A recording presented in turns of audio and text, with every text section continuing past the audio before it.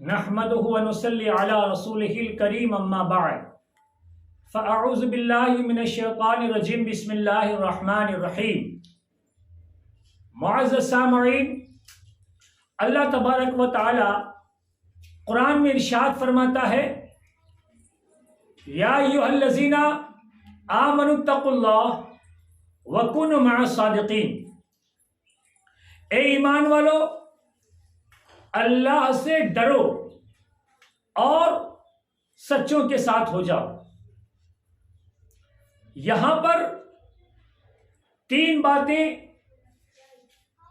باتوں کا ذکر کیا گیا ہے: ایمان اور خوف خدا اور سچوں کے ساتھ۔ اللہ تبارک و تعالی اپنے بندوں سے نہیں فرما رہا ہے، انسانوں سے نہیں کہہ رہا ہے، بلکہ ایمان والوں سے کہہ رہا ہے کہ اے ایمان والو، اللہ سے ڈرو۔ معلوم یہ ہوا کہ صرف ایمان والا ہو جانا ہی کافی نہیں ہے۔ آپ ایمان والے تو ہو گئے، لیکن آپ اللہ سے نہیں ڈر رہے ہیں،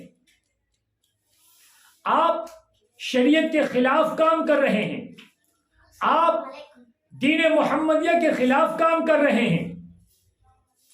اسی لیے اللہ فرماتا ہے کہ اے ایمان والو، اللہ سے ڈرو۔ اس کے بعد آپ ایمان والے بھی ہیں، اللہ سے ڈرنے کے بعد آپ کا ایمان مکمل بھی ہو گیا۔ اس کے بعد بھی ایک بات باقی رہتی ہے کہ سچوں کے ساتھ ہو جاؤ۔ تو یہ سچے کون ہیں؟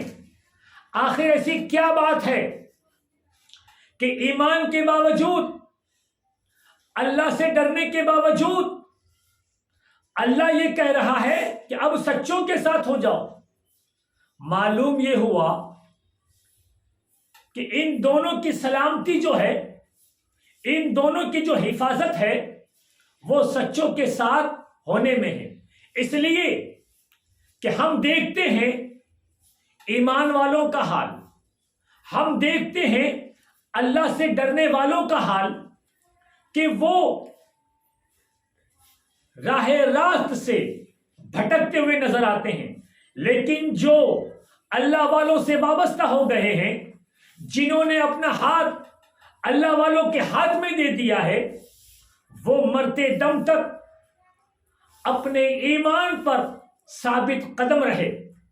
اور آپ دیکھیے قرآن کو اٹھا کر، آپ احادیث کو دیکھیں تو یہ بات پائے تکمیل تک پہنچتی ہے، اور یہ بات ثابت ہے کہ بیعت ہونا، مرید ہونا، یہ حضور صلی اللہ علیہ وسلم سے ثابت ہے، اور اولیاء اعظام پیران کرام سے یہ بات ثابت ہے، اور اس کے فائدے بے شمار ہیں جو ہمارے پیران اعظام نے کتابوں میں اس کی بے شمار فائدے تحریر کیے اور بیان کیے ہیں۔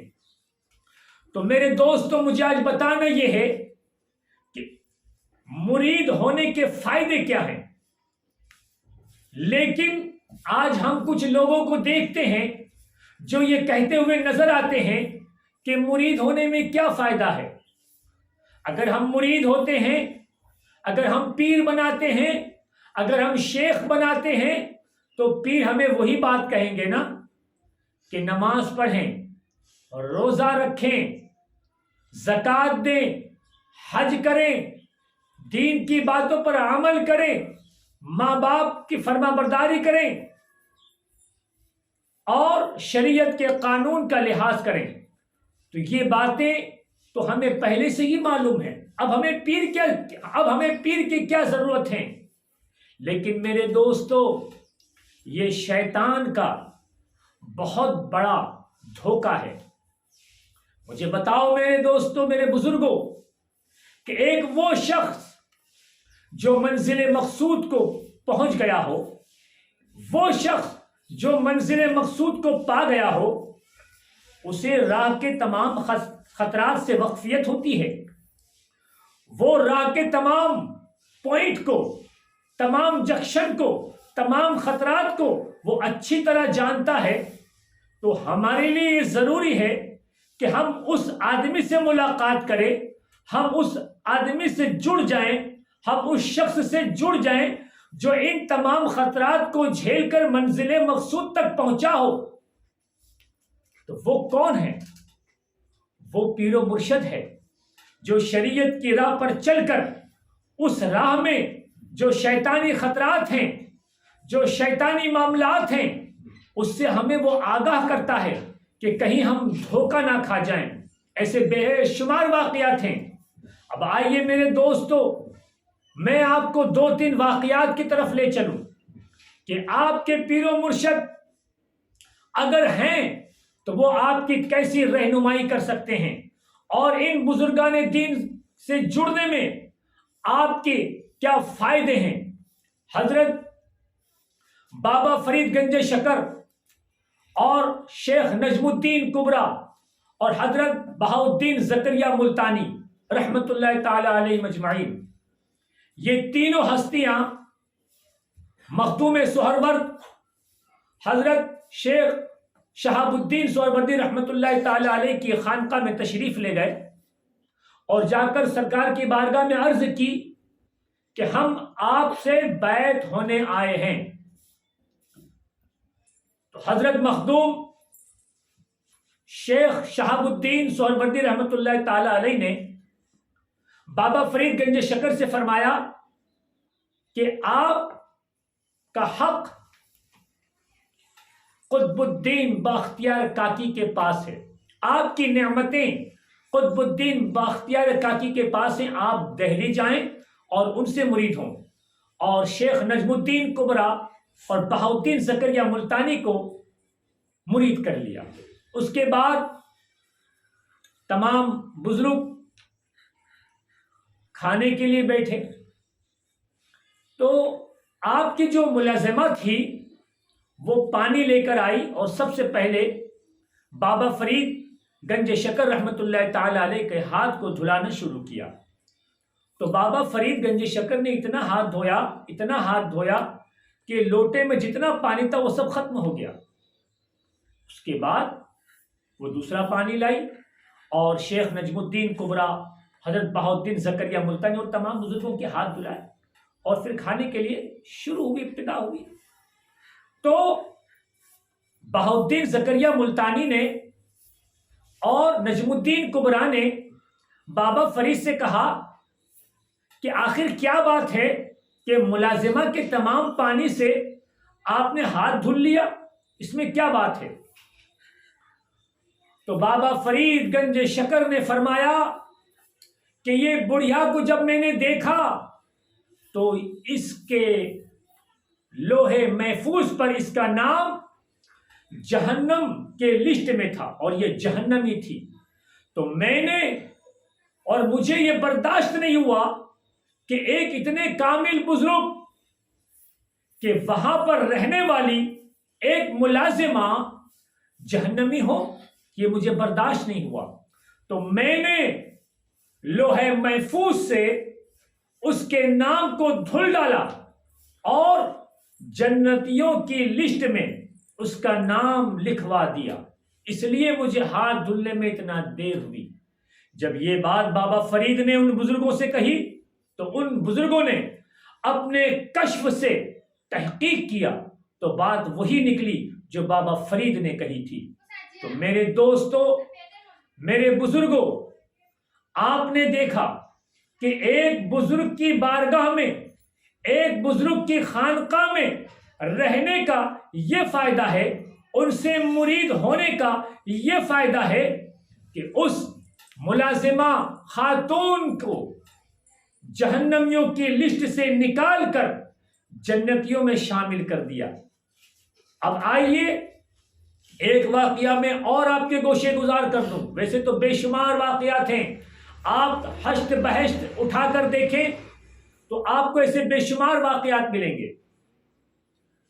حضرت نجم الدین کبرا رحمت اللہ تعالی علیہ کے مرید امام فخر الدین رازی یہ بہت ہی مشہور بزرگ ہیں.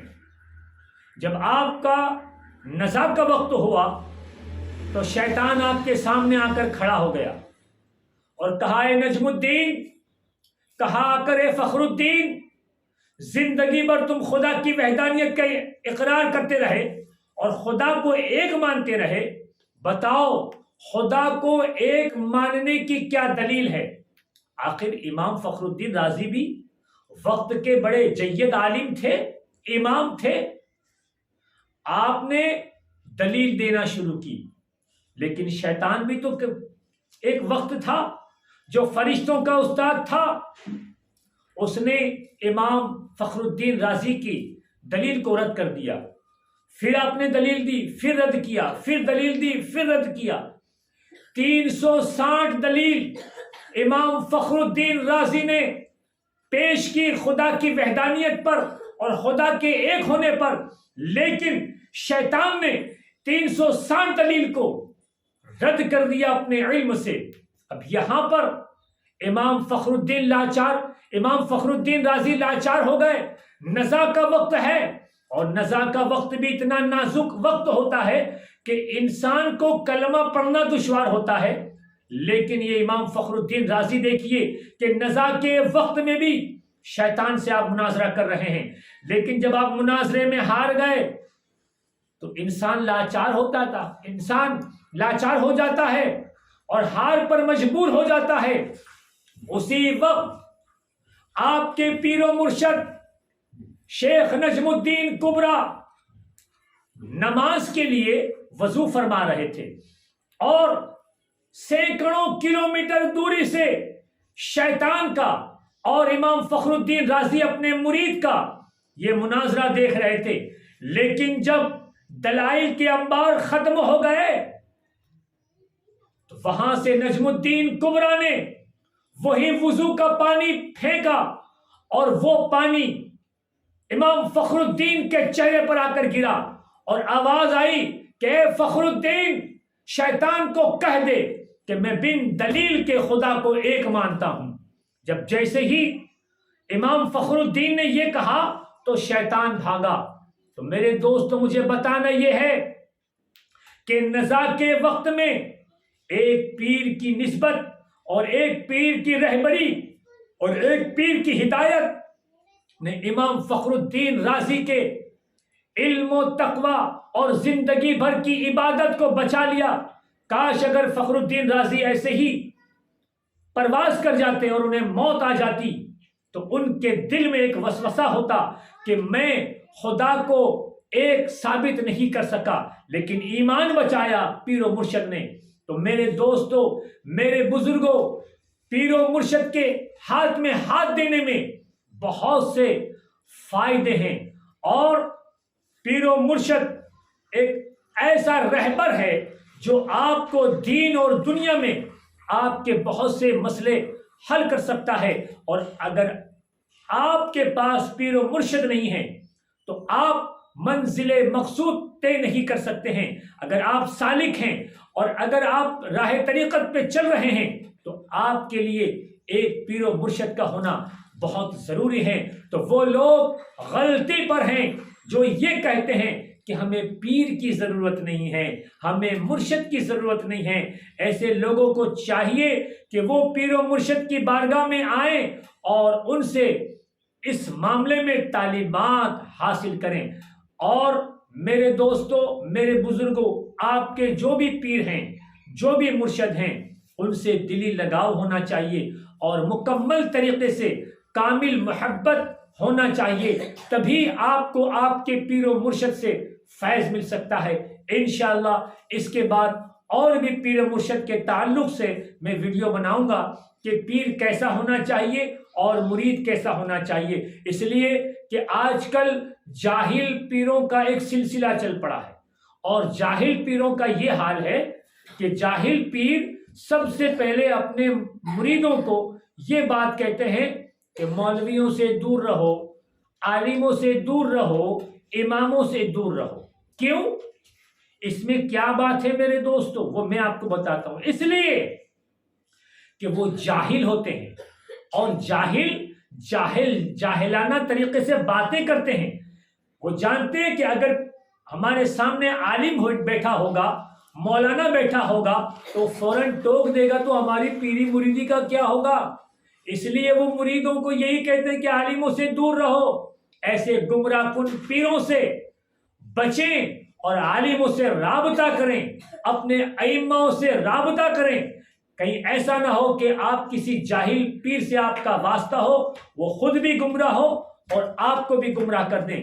تو میرے دوستو، اگر آپ کو یہ میرا ویڈیو پسند آئے تو زیادہ سے زیادہ آپ لوگوں میں شیئر کریں. میرے یوٹیوب چینل کا نام ہے یوسف صابری. السلام علیکم ورحمۃ اللہ.